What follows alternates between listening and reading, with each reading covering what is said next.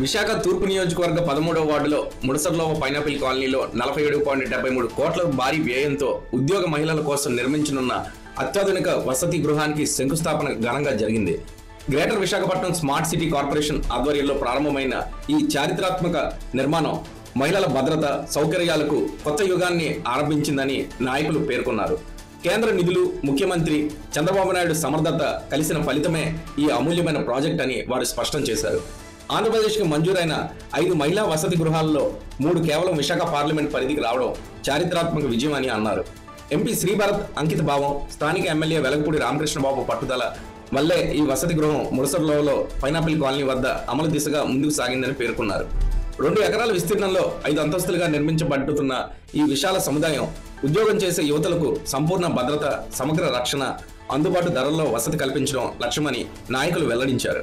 రానున్న రోజుల్లో IT, pharma, పారిశ్రామిక రంగాలలో పనిచేసే వేలాది మహిళలకు ఇది మహత్తర వరంగా నిలవనుందని పేర్కొన్నారు.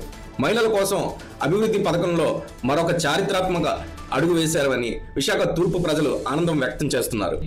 జీవీఎంసీ కమిషనర్ గారికి, అధికార బృందానికి అందరికీ నా నమస్కారాంజలి. ముఖ్యంగా ఈ సమావేశానికి చేసిన పెద్దలందరికీ కూడా నా నమస్కారాలు. ఒక సమర్థుడికి అసమర్థుడికి ఉన్న తేడాను మనం తెలుసుకోవాలి. ఓ పని చేసేవాడికి, ఓ చేతగాని వాడికి మధ్యన ఉన్న తేడా తెలుసుకోవాలి. మనం రాష్ట్రం అలా ఉంటే పుచ్చుకున్నప్పుడు ఏ జిల్లాలకు వెళ్ళాలి అనేది సమస్య. మన ఎంపీ గారి నియోజకవర్గంలో గాజువాక, భీమిలి, మన ముడసర్లోవ 3 వర్కింగ్ హాస్టల్ని అందిపుచ్చుకోవడం మన భరత్ గారి గొప్పతనం. అయితే ఇక్కడ 7 ఎమ్మెల్యేలు ఉన్నారు.